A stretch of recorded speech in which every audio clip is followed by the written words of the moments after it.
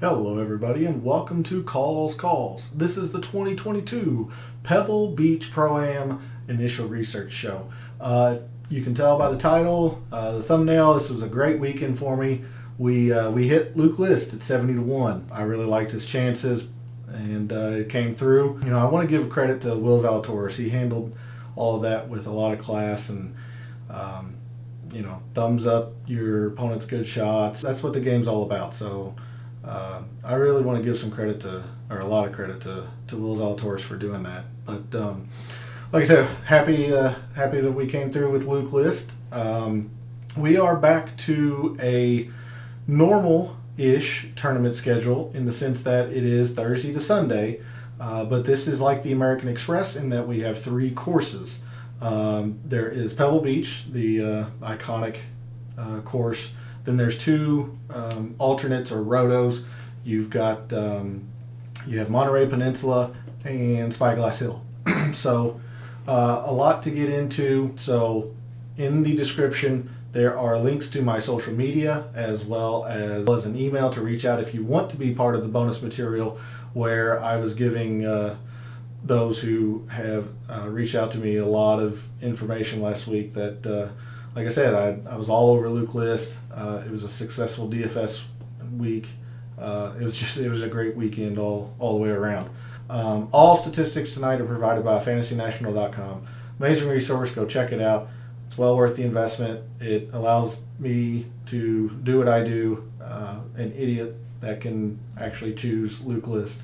So if I can choose Luke List, you can choose Luke List using Fantasy National.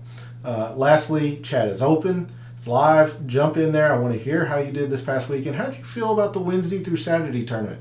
I've seen a lot of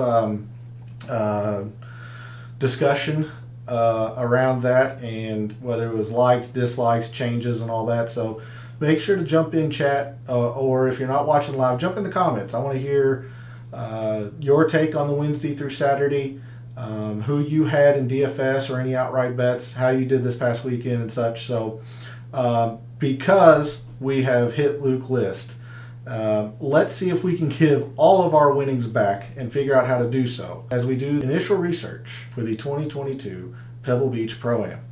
This is the tournament fact sheet for Pebble Beach. It is last year's. I checked about half an hour ago. It's not up yet. So with that, I'll focus again mainly on Pebble Beach golf links. Hopefully everybody knows at least a couple of holes from it. It's the iconic par 3 downhill where the ocean's in the background and such. That's Pebble Beach. But there's 2 other courses. You've got Spyglass Hill and you've got Monterey Peninsula Country Club. And we'll go through all 3, but of course we're going to mainly focus on Pebble Beach as it is the Sunday course. So for those who make the 54-hole cut, we are heading back to Pebble Beach on Sunday, just like we went to the stadium course Sunday of the American Express. So the interesting thing to note with Pebble Beach is that these are, I think, the smallest average green sizes on tour at 3,500 square feet. If they're not the smallest, they are the second smallest. They are very, very, very tiny greens. So if you're hitting the green regulation, you're doing something at this course. We have not as narrow a fairways as we did at Torrey Pines, but the fairways are somewhat narrow. We have quite a bit of rough. There's a lot of sand. Here's the difference between here and Torrey Pines. Torrey Pines had about 90 sand bunkers, give or take. There's 118 around Pebble Beach. And I enjoy the fact that the number of water hazards is the Pacific Ocean. That's just, it's funny. I wish it had the number of holes that it comes into play.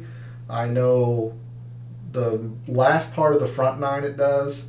I know some of the back 9 it does, but I don't know offhand as I fix my camera real quick. I don't know how many exact holes comes into play, but it's quite a bit.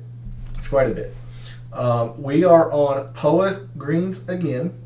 These are generally fast, but not as fast as Torrey Pines. Torrey Pines are notoriously fast. As you saw Sunday, I believe it was 13 and a half running on, I said Sunday, see? Running 13 and a half on Saturday. That is lightning. These are generally fast. POA greens, POA fairways, and we've got ryegrass on the rough, not the kikuyu. So a little bit easier to chip, but it's still fairly long. Mostly it's more than 2 inches. So I don't know what it's going to be like this year since the tournament fact sheet for Pebble Beach isn't out yet. But generally it's longer than 2 inches. If it is 2 inches, it's not going to be nearly as difficult.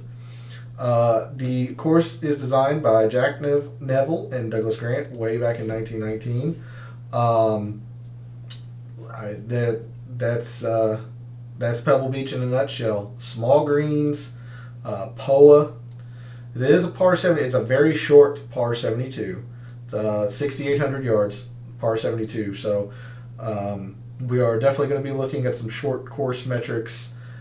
We're definitely going to look at some POA putting, especially last week since they were on POA at Torrey. And generally, Pebble Beach plays to about average to difficult. It is a challenging course, not necessarily as hard as Torrey, but it can still jump up and bite you for as short as it is. Torrey comes at you just because its length and all that. This is more strategic in its in where it can come up and bite you. Par threes are tough, water. So that is Pebble Beach. Spyglass Hill is another short par 72. Its greens are still small, but larger than Pebble Beach's. There's a little bit of water, not nearly as many bunkers, but the commonality between all three courses, Pebble, Spyglass, and Monterey, is they are all POA. All POA. Now, the fairways in the rough here are ryegrass and POA, but the biggest takeaway, of course, is that all of these greens are POA. So it's going to be very, very important that we narrow in on putting on POA performance, or performance on POA greens. The architect for Spyglass Hill is Robert Trent Jones Sr. But yeah, that's Spyglass Hill. It's a pretty easy course. And then Monterey Peninsula, very, very easy. It's a short par 71, just under 7,000 yards. These greens are average size in relation to the tour. But again, as I mentioned, POA, ryegrass rough, just like Pebble Beach. You have some bent in the fairways. This is, the architect is Robert Baldlock, I think. Something like that. I don't know. But anyway, so those are the three courses that they are playing this year, as they do every year here at the Pebble Beach Pro-Am. And not to overshadow that there is a significant amateur portion to this, just like there was at the Amex. This is probably the more famous one. You've got a lot of the celebrities that play here. A lot of times, Dustin Johnson and Wayne Gretzky will play together, although DJ's not here this week. Bill Murray. It's just a lot of celebrities. It is a major portion of this tournament. That is the look at the three courses. Again, we're just going to focus on Pebble Beach since if they make the 54-hole cut, they will be here on Sunday. So we'll move over to Fantasy National, and I have brought up the basic last 6 months, 36 rounds kind of homepage I like to go to. So in the last 6 months and or 36 rounds that have been played, like Patrick Cantley took the entire fall off essentially, but your top 10 strokes gained total in the last 6 months: Patrick Cantley, Seamus Power, Will Zalatoris, Tringali, and Mac Hughes, the top 5. Berger, who's your defending champion. McCarthy, Hoagie, McNeely, and Patrick Rogers round out your top 10. Rogers and Rose round out your top 10. Rogers and Rose tied for 10th. No real standout kind of statistic or anything. I mentioned Daniel Berger last week. His irons are really, really good. He didn't putt well last week, as you can see here. I mean, he's been struggling with the putter. McCarthy is an excellent putter and an excellent, around the green player. Same with Mac Hughes. Zalatoris hits the ever-living shit out of the ball. There is not one way to win here at Pebble Beach. Generally speaking, you're going to be laying up on a few holes, so it generally forces you to club down or play strategically, but it's not necessarily a must. You can be aggressive here, and it's a very, very big risk-reward course. And then, of course, Spyglass and Monterey are very easy. So those 2 days, you're expecting to go really low, kind of like what they did at the 2 off courses at the Amex and the North Course at Torrey. The North Course got lit up pretty good this year just because there was no wind. That was the strokes gained total. Before we get into any other metrics, let's take a numbers look into Pebble Beach, the actual course. Like I said, it's a very short par 72, 4 par 5s, 4 par 3s. But I want you to notice that, for example, the 13th easiest hole, or 13th hardest hole, excuse me, it's green, so it's supposed to be one of the easiest on the course. It plays to over par. This is a course that will jump up and get you some double bogeys real quick if you're not hitting it solid, playing it well. So 13th easiest, 7/10 over. Let's see, 14, 6/10. Where are we before you get to an actual par? Let's see. That's minus 0.2, 16, minus 0.13, minus 0.07. So, in between. So it's 14 and 15 is where 14th easiest, 15th easiest is where the average par is. Now you do have an eagle chance on the par 5 6th, which is the hide user. I keep getting these bots. It really, really makes me mad. The 6th hole, that long uphill par 5 with the lone tree behind the green. Lately, guys have been playing out to the left in the rough. That way they aren't blind on their second shot. But that is a decent eagle chance, and that's really about the only one you have. 18, the long 3-shot par 5 again, up against the Pacific Ocean to the left. Yields its birdies, but it doesn't yield a lot of eagles, and so on. But you see here, you've really got a lot of bogeys here. So the name of the game here with Pebble is very difficult. You're going to be scrambling a lot. So around the green is going to be another big factor this week. Ball striking, especially with these very small greens, you're going to have to be precise with your irons. It's a fun test of golf. And if the wind picks up, which I haven't looked at any of the wind yet, we'll do that Wednesday for the DFS Tactics show. But if the wind picks up here, this course is brutal. We look at strokes gained by shot type.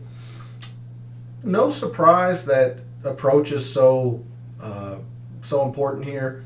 Putting is also very, very, very important just because of the small greens. If you're one putting greens, that means you're making your 15 to 20 footers, or you're, so precise that you're not having to deal with the POA. You kind of saw, unfortunately for Will Zalatoris on the 72nd hole, how that putt just kind of bobbled to his left. That's what happens with POA. that you can get some unexpected breaks. So guys who know POA are going to have a big advantage. So this is of guys that have finished in the top 10. As we move to the top 5, you see that it is even more skewed approach and putting. Remember to pay attention to your y-axis here. So you have 1.13, and this is actually over 1 now. We'll go back to the top 10 again. Remember, make sure you pay attention to the y-axis. You got 1.06, so the approach got more important, putting got more important for the top 5s. And if we check the winners, you'll see again this is above 1.5 now for approach. This is almost 1.5 for putting. So the higher up on the leaderboard, the higher the approach, the higher the putting. Off the tee really gets mitigated. As I mentioned, you can attack this course in different ways or places. It's not very common, and it is a lot more risk than reward. So we'll come back to the top 10s here. So average shots by hole type, 3, 4s, and 5s. For the top 10 guys, it's par 5s and then par 3s. For the top 5s, you see how par 3s kind of diminish, and then the winners, it really diminishes. Again, just remember the y-axis. So it is 5s. I will be taking a look at par 3s for sure, especially since, for top 20s, it's a little bit more important than top 10s, excuse me. It's a little bit more important than par 4s. But like most PGA Tour events, it's all about your par 5s, and the par 4s are the most important metric in golf, just because there's so many more par 4s. Approach shot distribution, very, very interesting. In a forced layup course, you do have a lot of wedges here. It is a short course. So it'll be interesting to see if this proximity, which is almost double the average tour event. The average tour event from 100 to 125 is almost 11.8. This is 22.2. So not quite double, but close. Very, very close. So we'll see if this is a major factor. We might even take a look into it tonight, but we'll definitely do that tomorrow in the Data Dive show. Not to skip the whole composition, we see here you've got 2 par 3s that are 200, 225. There's where the length of the golf course does kind of come in. That is weird. That's a different bottom metric now. And then you have a very short par 3 and a medium length par 3. The par 4s, you've got 2 very, very short ones. Most of them are between 400 and 450. And then 350 to 400. That is actually fairly neat. I just realized what this is. Instead of going by the scorecard up here, this is actually the amount of holes that have measured to these ranges. This is neat. I really like this change, and I did not notice it today. This is great. So we mentioned how a hole can, fall into the 400 and the 450 range, but it's really like 402 yards. So this shows how many times a hole will fall. That's awesome. I like this. Sorry, I'm distracted because this is new and I like it a lot. Anyway, so you can see here most of the par 4s are in between 350 and 450. You do have a few longer ones. The par 5s, there's very, very few that are 550 to 600. It's mainly short par 5s. The historic cut line, for as difficult as Pebble Beach is, this will show you how easy Spyglass and Monterey are. The average cut line is about -5, which is very, very easy. Very, very easy. We'll take a look at the leaderboards. I don't want to misspeak, but I imagine that it's about 12 is about the winner, 11 or 12. And remember, the cut line is a 3-day cut, so -5 is shooting 70s and 69s all 3 days for the cut. And Pebble Beach, if you're shooting par, that's great. It's great. So that tells you how easy the other two are. Looking at scoring distribution, you do see a few more birdies than bogeys, but you can see quite a few doubles. So it evens out basically to average, with a little bit on the difficult side. So driving accuracy, a lot higher here. Guys know that there is a lot of trouble, especially as the tournament fact sheet said, the Pacific Ocean, just a slight water hazard. So accuracy is a lot more important here, or it's more prevalent here. Green regulation percentage, as you would expect with small greens, it's less here than the average tour event, even with the course being short. So again, you have to be dialed in with your irons. Just got to be dialed in with the irons. Scrambling percentage lower here, just speaks to the difficulty around the green and such. Not as many 3-putts as the average tour event, and the only reason for that is because of the small greens. You saw how many 3-putts there were at Torrey Pines last week. POA can get tricky.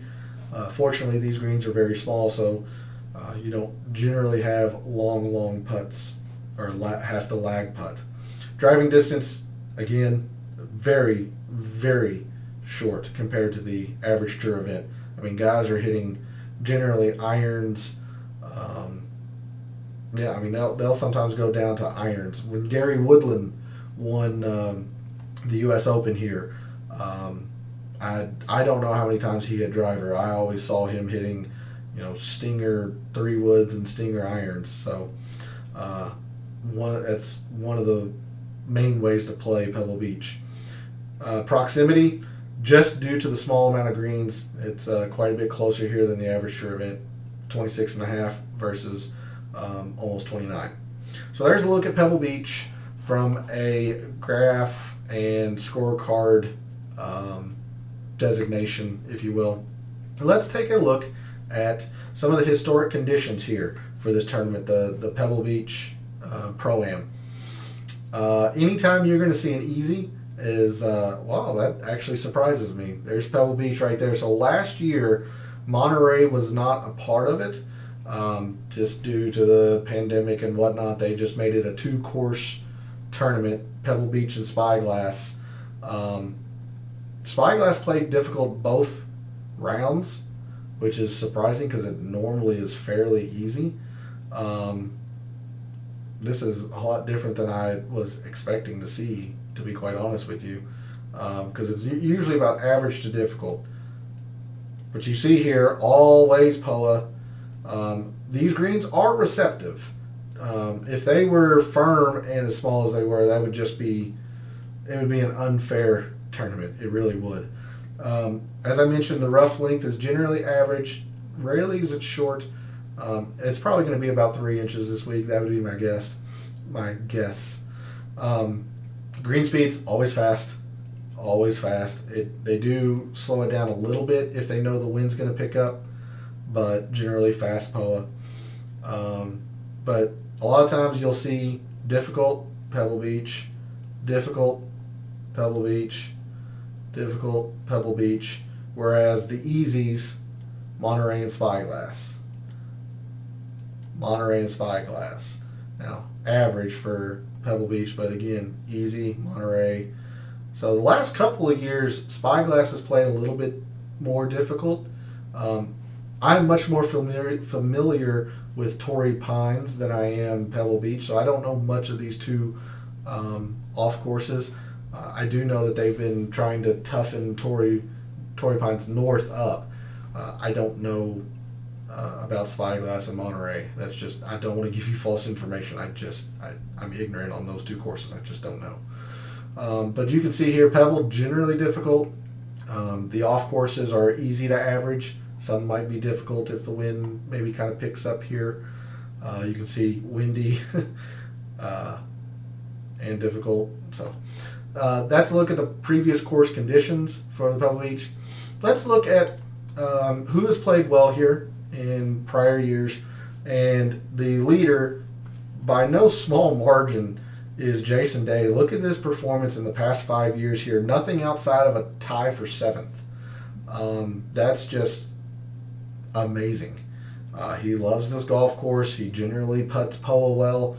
He had a pretty bad putting day Sunday, or else he would have probably won. I mean, that hole out on 12 was just miraculous. What a shot. Don't overlook Kevin Streelman. Him and his amateur partner Larry Fitzgerald are generally known as the best duo or pro-am team out here. Streelman has always played this event well. You've got Jordan Spieth, who won in 2017. Like I mentioned, Daniel Berger has 2 appearances, a tie for 5th, and your defending champion.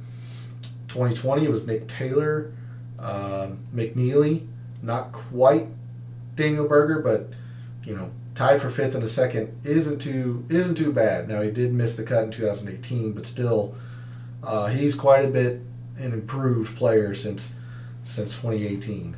So I am much more aching to believe this than I am that.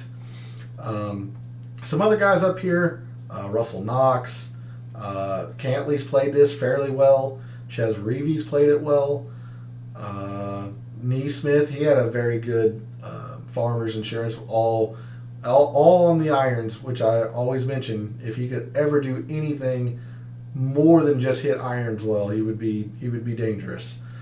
Nate Lashley, Lucas Glover, Tringali has played fairly well here in the past. Let's take a look at the other end. Guys that for whatever reason just doesn't suit them or whatnot. Let's see, you've got, I'm trying to find guys who are somewhat common. Tyler Duncan, he's 1 for 4 in making the cuts. He does have a top 25 in there, but he's only 1 for 4. Let's see, Davis Love, I don't know if anyone's going to bet or play him. Garnett, 1 for 4. Fratello for 1. Yeah, Fitzpatrick, 1 for 2. Mackenzie Hughes didn't play last year. Now, he does have a top 10 way back in 2017, but he's missed the cut 3 times since. So, these are the guys that just don't like it. I mean, J.J. Spawn, 0 for 4. Garrigus, I mean, these are names that I wouldn't get excited about anyway. Brendan Todd, Kodaira, Sun Kang. So that's a look at prior performance. So let's go back to kind of the home page here of Fantasy National. And again, what we normally do first thing is check putting. But because this is on POA, and we were just on POA last week, I am actually going to really, really narrow this down. I'm going to look at last week's performance, essentially. So, I'm going to do in the last 2 weeks, last 4 rounds on POA. Now, if this works, this should be the Farmers. Exactly. Okay. So let's check and see who putt well last week. I'm going to do total, actually. So, Wyndham Clark was supposedly the best putter at the Farmers last week. Let's check that, because here's the strokes gained leaderboard. Wyndham Clark 6.7, Piercy 6.3. So yeah, we've got the right metrics here. I want you to notice how normally Luke List is a very, very poor putter. Very, very poor. I want you to notice how Luke List won the tournament. He's normally an atrocious putter. He putted well last week. His irons are always good. He was good around the green and good enough off the tee. POA is so much different than the other 2 surfaces. Will Zalatoris, I mentioned him in the subscriber letter that I sent out, that he finished tied for 6th at the Amex and ball struck it beautifully, just like he did this past week. He couldn't make a putt, and you saw it, especially on Saturday. Just could not make a putt. Once he starts putting it together, he's going to be very, very dangerous. But it shouldn't be a surprise, because he is traditionally not a good putter. It's young in his career, yes, but he has shown a tendency not to be good with the flat stick. Now, he can certainly get hot. I mean, the Genesis last year, he gained 5, gained 4, and whatnot. I was just so high on Zalatoris last week because POA is his best putting surface, and yet he still lost 1 and almost 1.5. But, like I said, POA is just so different than the other surfaces. So, Wyndham Clark, Scott Piercy, Pat Perez, there's Jason Day. He loves this event. You've got Chad Ramey, putt well. Matthew Neesmith actually putt well. That's what led to a lot of his success this past week. Let's look at Neesmith. Generally, has not been a good putter over his career, although he is positive in the past 5 measured rounds. So, the Shriners, he had a top 15, he gained. The RSM, he top 30, he gained. Farmers last week, this is really surprising. This is, to me, is an outlier performance in both of these categories. The approaches, he's usually very, very good at. The putting, he's not so good at. So that's almost a reversal. McNeely, putt well. Berger, normally not a good putter, he putt well. Mito, Malnati. So I don't want to give you a full-on ranking from last week. We can do that tomorrow on the data dive, and we'll have that as part of the metrics for the data model on Wednesday for the DFS Tactics. But you can see here some of the guys that putt well last week, and will it carry over? A lot of the things we need to do is compare kind of performance normally on POA or just in general to last week, see how much of an outlier it was, and we'll do that here at the end of the show in the Microsoft Excel portion. But that's the first thing I wanted to do. We always take a look at putting. I mentioned how we are on a short course, so let me bring this back out to the last 6 months. I don't want 4 rounds, I want 36. And let's look at some short course metrics. Less than 7,200, because all of these are less than 7,200.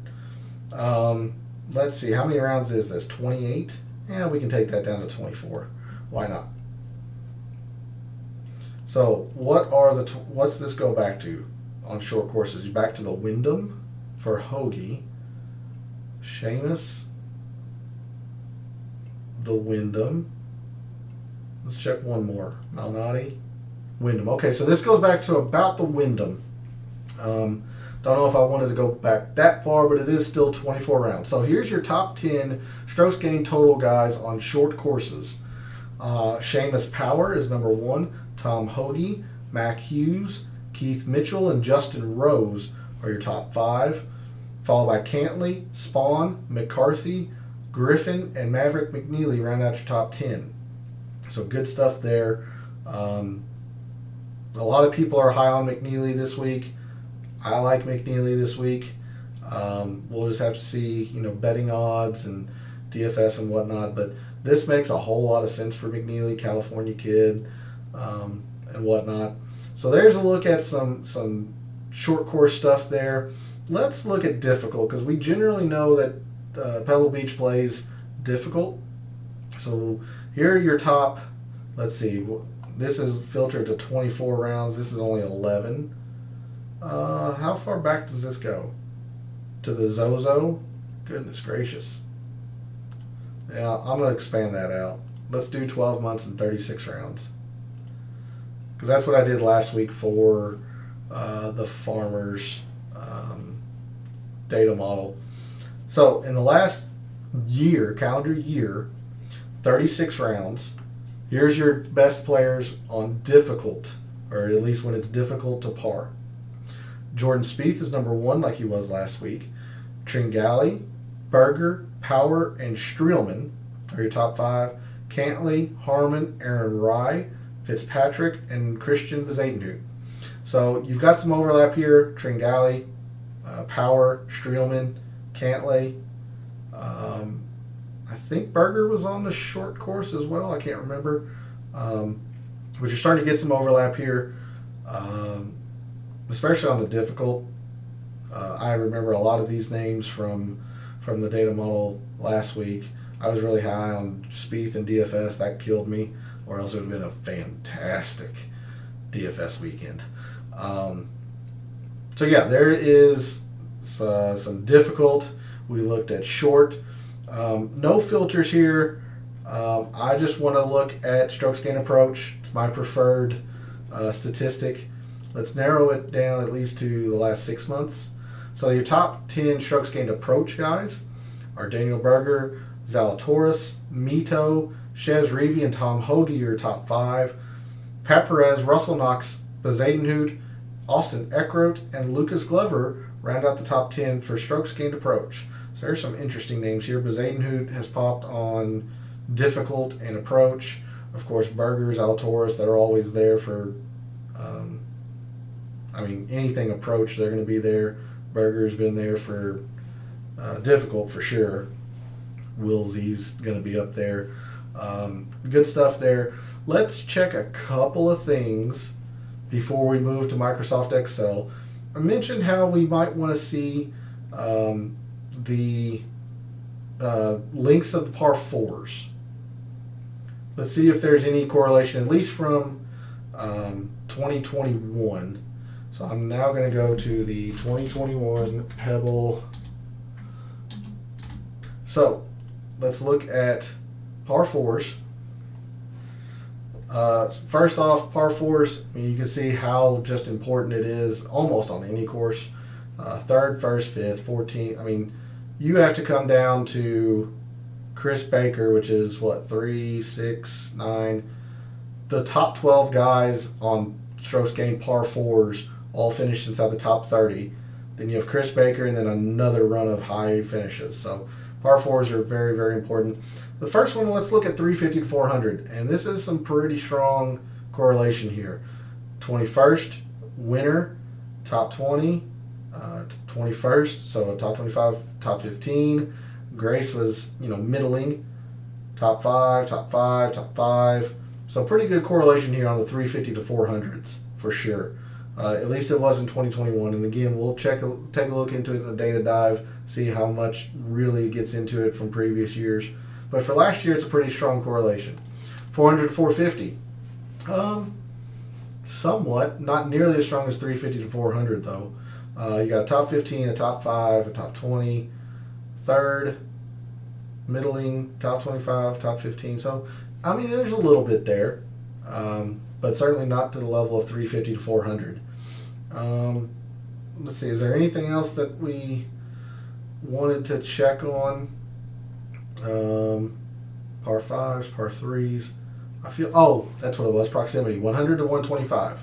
Let's see if that played much of a factor last year. Normally you would say no, but this is actually, for proximities standards, this is pretty strong. You have a clunker of a made cut, but then you have a top 5, a top 20, a top 10, clunker, middling, top 10, top 10, top 25. That's a fairly strong for proximity at least. I know we looked at 200 plus last week, and it played a little bit of a factor. We might want to dive into this tomorrow in the data dive show. Let's take a look at total proximity real quick. Yeah, you can see here, just because of the small greens, if you combine that with a decent putting week, you're going to be in for a big payday. So you got third, top 10, winner, top 25, top 20, top 10, couple clunkers, top 15, top 30. Yeah, so proximity total is going to be one of them for sure. That is going to wrap up the Fantasy National portion. Let's move over to Microsoft Excel.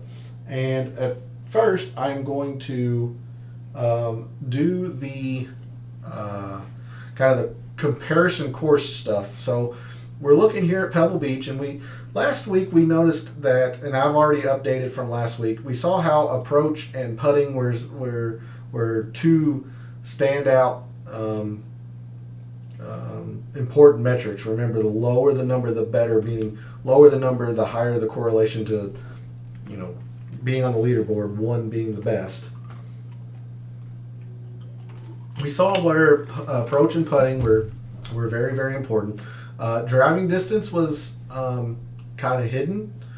We had some of that, but we also really hammered, which was different than what I would have imagined. We hammered the birdies on a difficult course when I normally go bogeys avoided on a difficult course, but the data here showed that birdies on a difficult course mattered, and it certainly did last week at Torrey Pines. A lot of the upper end success was on the birdies gained as opposed to avoiding bogeys. But you can see here from Pebble Beach, it's the opposite. It is about bogey avoidance here. So that is definitely a metric I'm going to be looking at. The par threes, 45, that's a little higher than normal. Let's see, as we scroll over, you'll see the par fours are at almost 29. It's actually pretty high for par fours. Last week was pretty high. I mean, you can see like the Sony is under 20. Heritage, when we go there after the Masters, it's right at 20. So it's not as high of a correlation of the par fours, but you saw it from Fantasy National that it's still important. It's just not as important relative to other courses. Instead, we saw the 400 to 450 and the 350 to 400, at least last year, was important. This one was more important. Then we move over to the par fives. See, the par fives actually say somewhat more important, which is to be expected from the graph from the course breakdown, but it's still fairly high in the number. If we look at proximity, so we got we have 56 here. That's the total proximity is actually somewhat high as well, 66. So what I'm getting at here is that when we compare this, go against the evaluation of other full field courses, there is not a lot of things that are the most important here. You notice how the approach is 25% less than the average tour event. That would normally mean you don't want to put anything in approach, but you saw how, I mean, short scan approach is always going to be important, but it might be limited to 5 or 10% again. So the things that stand out to me, I don't generally pay attention to driver left and right avoid, but maybe I should. But I haven't in the past. So instead, you see, and we saw that in the actual metrics, but 34% less important to get your birdies here at Pebble Beach, whereas the bogeys are much more important than the birdies. So that's just backing up the raw data. The par threes, got 15. Kind of have some 15% in here, but it's still negative. Par fours, 23. Yeah, so there you go. That's what I was seeing last year in last year's leaderboard. Even though it's still negative 3%, this is quite clearly the metric that has been most important so far relative to other courses is this 350 to 400. Now this 500 plus is technically, I mean, it's showing that it's important, but it can be misleading. Let me show you. This is Pebble Beach. Let's scroll over here to the par fours, 500 plus. Well, last year was the only year in the past 5 years it had par fours measured to 500 plus. So we're throwing that out. That's just, I mean, it's a complete outlier. If they have another year where they have some 500 plus yard par fours, then maybe we'll start to gather a little bit of data from it. But for 1 year, I don't even consider it. So this is kind of, just X. Don't even consider it. Probably the same here, the 0 to 500. Let's see. Yeah, it's only got 1 year. So I mean, that one too, I just kind of throw it out. But you got these 500 to 550 par fives, That's still closer to the norm than other course or other parts of this course. Proximities total, yeah, 6.2, 6.7. Okay, good stuff that we'll have to take a look into in the data dive portion. So there is a quick look at the Pebble Beach breakdown by kind of comparison to other courses. So the other Excel file, again, I've been gathering this the past couple weeks. It seems to be pretty popular among the visitors and subscribers. I've been using this lately. This is all prior performance just at the tournament, Pebble Beach Pro-Am. This is not only Pebble Beach golf course. This is the tournament.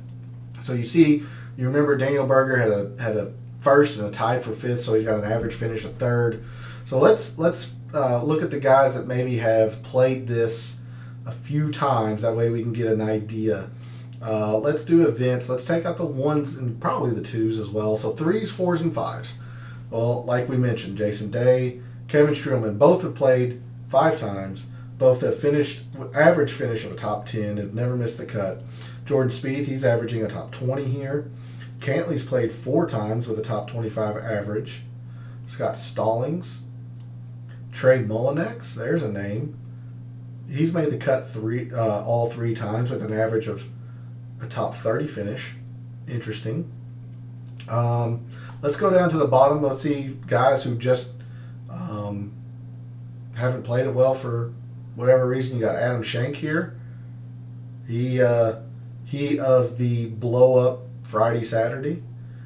Stuart Sink, not played this course very well, or this tournament, I should say. Mac Hughes, we talked about a little bit.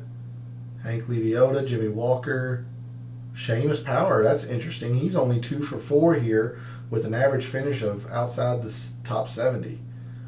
Interesting, because I imagine he's going to be probably one of the tournament favorites.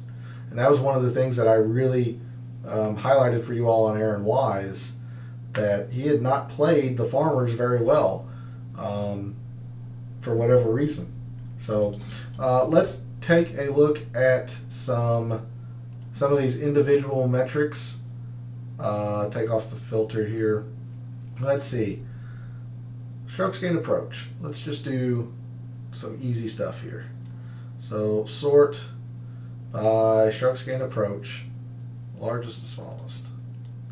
So the guys that have played here, who's got the most strokes gained approach? Well, Brian Harmon, take this with a little bit of a grain of salt. He's only played it once, but he gained 5 strokes on approach.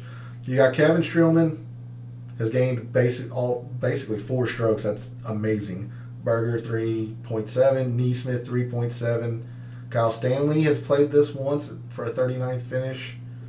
It's the other guys that have played it some. Michael Thompson has been popping on some leaderboards here.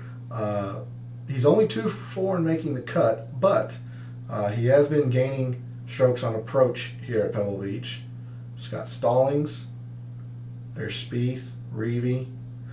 Interesting stuff there. Let's take a look at bogeys avoided. I don't want to do too many of these things. We'll be really, really covering this tomorrow in the data dive.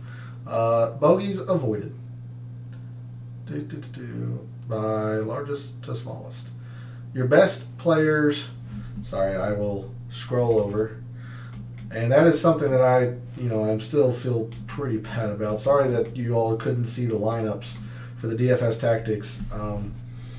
When I mess around in the software and stuff and switch from screen to screen, kind of get lost, and I didn't realize you all could see it, so I apologize again. But your top bogey avoiders. Actually, I apologize. One more thing. I need to freeze these panes for you all. Freeze these panes. Okay, sorry. Let's try this again. Bogeys avoided. Here at Pebble Beach, the Pebble Beach Pro-Am, the entire tournament. Berger, your best at avoiding bogeys. Kevin Streelman, again. Scott Stallings has popped quite a bit now. Jason Day. There's McNeely. He's 2 for 3 in making the cut here, but he avoids his bogeys for pretty well, and he gets his birdies pretty well too. There's Thompson again, Spieth, Hadwin, Russell Knox, Nick Taylor. Interesting. One more for us, and then we'll call it a night. Let's sort. I wanted to grab it all. Let's sort and look at the 350 to 400s. That's my first inclination, my first thought. That is going to be one of the most important metrics this week. So let's look at par 4s, 350 to 400. Largest to smallest. I think that's there for you. Yep. Okay. Berger again. Wyndham Clark. He popped on a couple of things. As we went through Fantasy National, there's Kevin Shulman again, Trey Mullinax, Keith Mitchell. First time we've seen him. He's only 2 for 4 with a clunker finishes when it seems like. But he's playing the length of par 4s well.